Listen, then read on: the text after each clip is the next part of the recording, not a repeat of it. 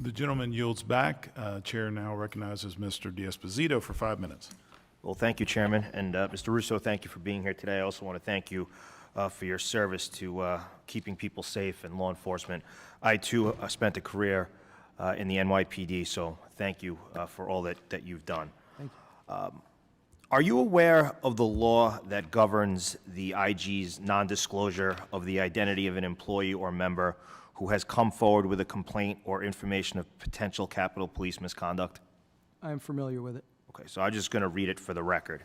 So U.S. Code 2 USC 1909, sub 3, sub B, the Inspector General shall not, after receipt of a complaint or information from an employee or member, disclose the identity of the employee or member without the consent of the employee or member, unless required by law, or the Inspector General determines such disclosure is otherwise unavoidable during the course of the investigation.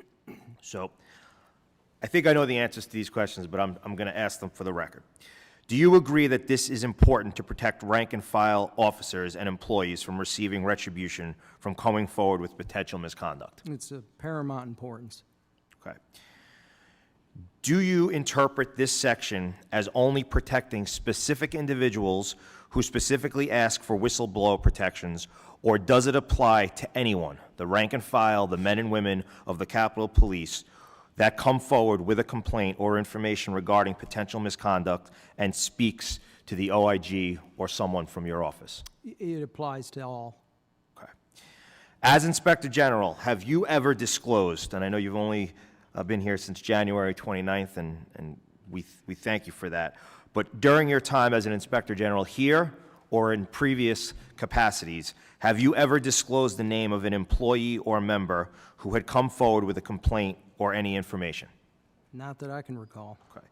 Would you ever disclose this information without the individual's permission? We would protect that information at all costs. It's super serious that people feel comfortable to come to us without fear of retaliation. So it's a priority to make sure we handle that with great care. Thank you. Do you know of any prior IGs disclosing the names of Capitol Police employees who spoke to the OIG and made complaints about USCP leadership? I don't. Okay. We've heard from multiple individuals in different hearings that have spoken to this committee alleging that the previous OIG received whistleblower information about intelligence failures on January 6th under former Acting Chief Pittman. Subsequently, the individuals were placed on a performance improvement plan and eventually forced out of the department.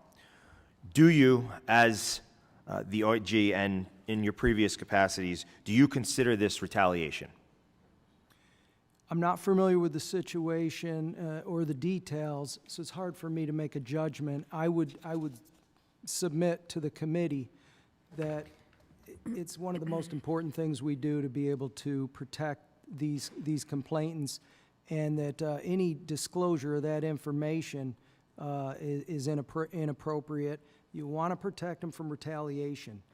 And so, again, I can't speak to the specifics of that issue, but I can assure this committee that's a top priority for us. Well, thank you. I know I agree. And those allegations that I referenced, and I'm not sure if this has happened since January 29th, but have any of these allegations of retaliation been investigated by the OIG? I believe we have had some investigations related to that. It might have been prior to January, but I can certainly look into that. Yeah, so I guess the question I really have is, are you committed to conducting full investigation and providing a report to this committee of your findings? Absolutely. Thank you. I just have a minute left. Are there any practices in place in your office that would ensure that this statutory prohibition on disclosing a whistleblower's information is enforced? The general principles of the Whistleblower Act would be the governing principle for us to ensure we keep that confidential, Okay. that information. And what, if any, do you think the disciplinary action should be against an IG who fails to comply with this section of the statute? So in Florida, I think we put in a civil penalty. It's a very serious issue. I'm not sure what the penalty is here. Certainly a violation of our administrative policies that would have to be dealt with in that arena. And I know I'm just a second over time, but I think this is an important question. In your opinion, should the United States Capitol Police adopt specific policy to protect whistleblowers? Yes, if they don't have a particular policy right now that speaks to that specifically, there should be. All right, thank you. Yes, sir. My time has expired. Chairman, I yield back.